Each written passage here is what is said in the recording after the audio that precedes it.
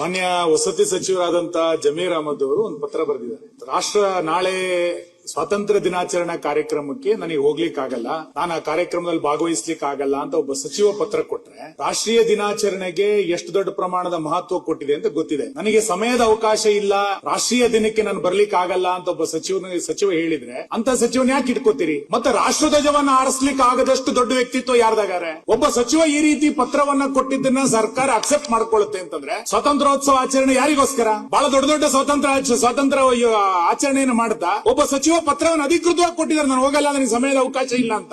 ಅದನ್ನು ಮುಖ್ಯಮಂತ್ರಿಗಳು ಒಪ್ಕೊಳ್ತಾರೆ, ಬದಲಾಯಿಸ್ತಾರೆ ಅಂತಂದ್ರೆ ಏನ್ ರಾಷ್ಟ್ರೀಯ ಧ್ವಜಕ್ಕೆ ರಾಷ್ಟ್ರೀಯ ಆಚರಣೆ ಗೌರವ ಇಲ್ಲೇನೋ? ಸ್ವಾತಂತ್ರ್ಯ ದಿನಾಚರಣೆಗೆ ಹೋಗ್ಲಿಕ್ಕೆ ಆಗದಲ್ಲೇ ಇರುವಂತ ಸಚಿವ ಯಾಕಿರ್ಬೇಕಾದ್ರೆ ಸದನದಲ್ಲಿ? ಒಬ್ಬ ಸಚಿವರಿಗೆ ಆದ್ಯತೆ ಯಾವುದು ಅಂತ, ಒಬ್ಬ ಸಚಿವನಿಗೆ ಪ್ರೌಡ್, ನಾನು ಜಿಲ್ಲಾ ಸ್ವಾತಂತ್ರ್ಯೋತ್ಸವದಲ್ಲಿ ಭಾಗವಹಿಸ್ತೀನಿ ಅನ್ನುವಂಥದ್ದು ಒಂದು ಗೌರವದ ಸಂಕೇತ. ನನಗೆ ಸಮಯದ ಅವಕಾಶ ಇಲ್ಲ, ನಂಗೆ ಕೊಡಿ, ಚೇಂಜ್ ಮಾಡಿ ಅಂತ ಹೇಳ್ತೀರಿ ಅಂತಂದ್ರೆ ಅಂತ ಸಮಯನೇ ಇಲ್ಲ ಅಂದ್ಮೇಲೆ ಆ ಸಚಿವನ ಯಾಕೆ ಇಟ್ಕೊಳ್ತೀರಿ ನೀವು? ರಾಷ್ಟ್ರಧ್ವಜ ಹೊರಿಸಲಿಕ್ಕೆ ಸಮಯ ಇಲ್ಲ. ನೀವು ಅವ್ರು ಹೇಳಿದಾರೆ ಇಲ್ಲಿ 15/8/2026 ಸ್ವಾತಂತ್ರ್ಯ ದಿನಾಚರಣೆ ಧ್ವಜಾರೋಹಣ ಹೊಣೆಯಾರಣಕ್ಕೆ ನೀಡಿದ್ದು ನಾನು ಹಾಜರಾಗಲು ಸಾಧ್ಯವಾಗುವುದಿಲ್ಲ ಅಂತ ಕೊಟ್ಟಿದ್ದಾರೆ. ಏನ್ ಹಂಗಾರ ಅರ್ಥ? ಏನ್ ಆರೋಗ್ಯ? ಯಾರ ಆರೋಗ್ಯ?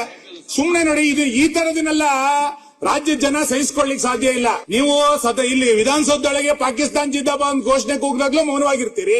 ಒಬ್ಬ ಸಚಿವ ರಾಷ್ಟ್ರಧ್ವಜವನ್ನು ಆರಿಸ್ಲಿಕ್ಕೆ ನಾನು ಹೋಗಲ್ಲ ಅಂತಂದಾಗ್ಲೂ ಕೂಡ ಮಾತಾಡ್ತೀರಿ ಅಂತಂದ್ರೆ ಪರಮೇಶ್ವರ ಇದನ್ನ ಸಮರ್ಥನೆ ಮಾಡ್ಕೋಬೇಡಿ ನೀವು. ಯಾರು ಹೇಳಿದ್ದಾರೆ? ಆ ಸಚಿವನ ಇಟ್ಕೊಳ್ಳಿ ಯಾರು ಹೇಳಿದ್ದಾರೆ? ಜಿಲ್ಲೆಗೆ ಬೇರೆಯವ್ರನ್ನ ಕಳಿಸಿ. ಜಿಲ್ಲೆ ಬೇರೆ ಸರ್, ನೀವು ಉಸ್ತುವಾರಿ ಸಚಿವರನ್ನ ಚೇಂಜ್ ಮಾಡಬೇಕು ಅಂತ ವಾದ ಇಲ್ಲ. ಸ್ವಾತಂತ್ರ್ಯೋತ್ಸವಕ್ಕೆ ನಾನು ಹೋಗಲ್ಲ ಅಂತಂದ್ರೆ ಏನರ್ಥ ಇದೆ? ಸಬ್ಸ್ಕ್ರೈಬ್ ಬಟನ್ ಮೇಲೆ ಕ್ಲಿಕ್ ಮಾಡಿ ಹಾಗೂ ನಮ್ಮ ಹೊಸ ವಿಡಿಯೋಸ್ ಅಪ್ಲೋಡ್ಗೋಸ್ಕರ ಪಕ್ಕದಲ್ಲಿ ಕಾಣುವ ಬೆಲ್ ಬಟನ್ ನಮ್ಮೆಲ್ಲ ವಿಡಿಯೋಗಳನ್ನ ಲೈಕ್ ಮಾಡಿ, ಶೇರ್ ಮಾಡಿ ಹಾಗೂ ಕಮೆಂಟ್ ಮಾಡಿ.